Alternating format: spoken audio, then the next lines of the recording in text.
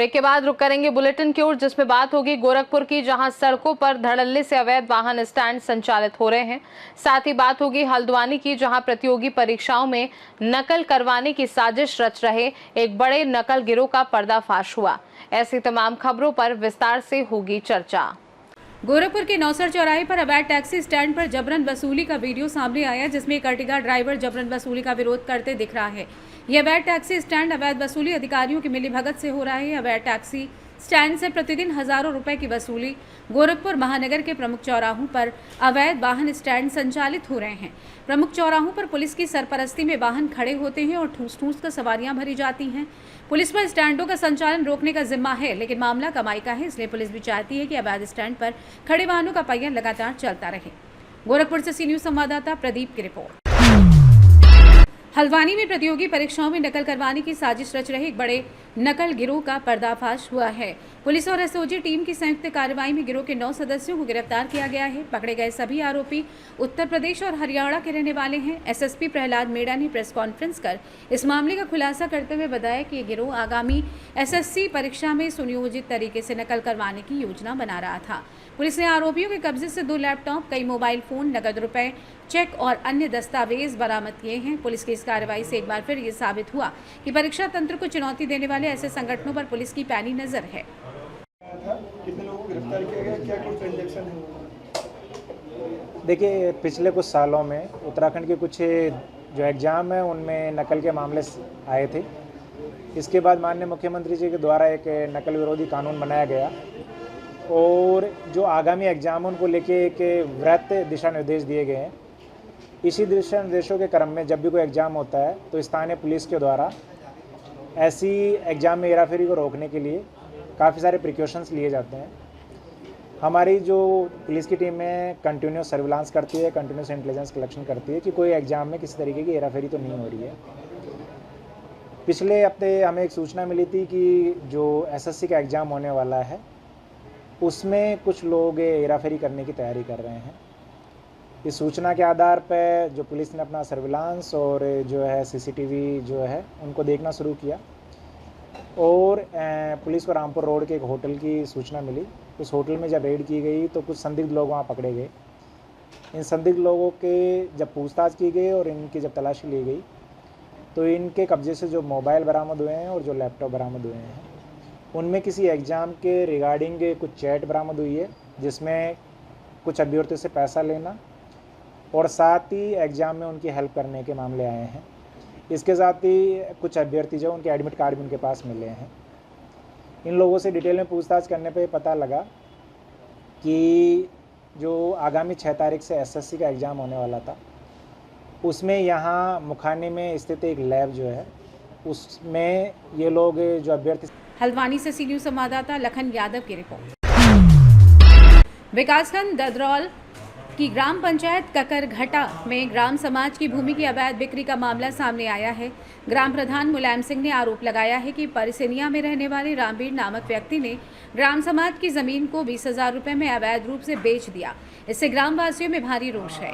ग्राम प्रधान ने बताया कि जब इस पर आपत्ति जताई गई तो जमीन खरीदने वाले व्यक्ति ने गांव में जलभराव से निजात दिलाने के लिए प्रस्तावित पाइपलाइन बिछाने से साफ इनकार कर दिया। इस रवैये के चलते गांव में जल निकासी की समस्या बनी हुई है।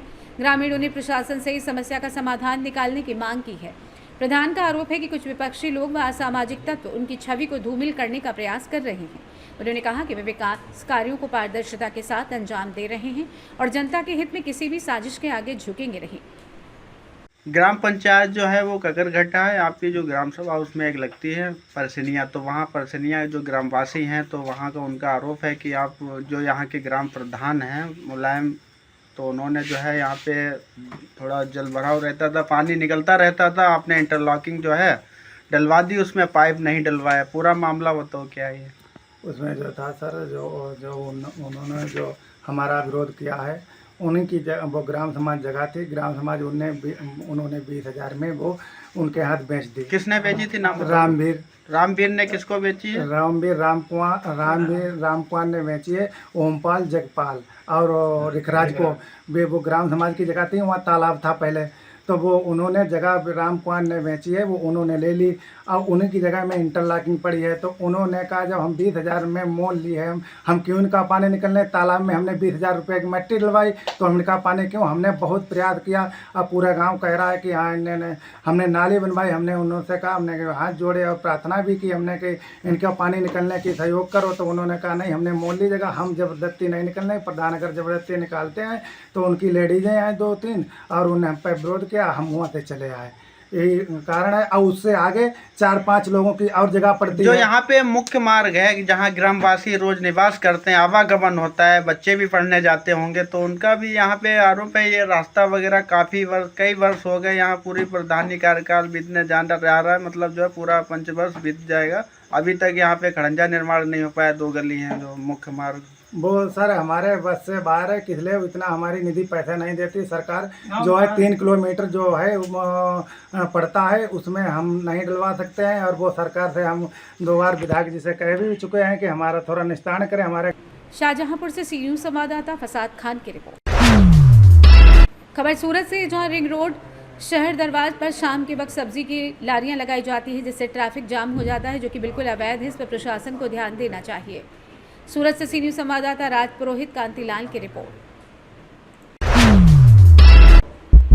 कांग्रेस सरकार किसानों को पानी न देकर पैशाचिक आनंद ले रही है, यह ऐसा आरोप चन्नूर बीआरएस नेता डॉक्टर राजा रमेश ने लगाया। बीआरएस प्रमुख बालका सुमन के निर्देश पर पूर्व मंत्री कोपुला ईश्वर और पुट्टा बधु के नेतृत्व में चलो कन्नेपल्ली पंप हाउस कार्यक्रम का आयोजन हुआ। चन्नूर क्षेत्र से 50 से अधिक कार्यकर्ताओं ने भाग लिया। डॉक्टर रमेश ने कहा कि कांग्रेस सरकार कालेश्वरम परियोजना को बदनाम करने के लिए मिड मानेर बैराज के एक पिलर के धंसने की बात को बढ़ा चढ़ाकर पेश कर रही है, जबकि किसानों की आत्महत्याओं को नज़रअंदाज कर रही है। उन्होंने सवाल किया कि जब पंप हाउस में भरपूर पानी है तो पंप चालू क्यों नहीं किए जा रहे। उन्होंने चेतावनी दी कि अगर 10 दिनों में किसानों को पानी नहीं दिया गया तो बीआरएस पार्टी खुद किसानों के साथ पंप चालू करेगी। इस कार्यक्रम में पूर्व एमपीपी बापू, पूर्व जेडपीटीसी चौमोथे, तिरुपति पीएसीएस चेयरमैन सांबागौड़ सहित अन्य स्थानीय नेता उपस्थित थे। तेलंगाना से सी न्यूज़ संवाददाता सैयद अफरोज की रिपोर्ट।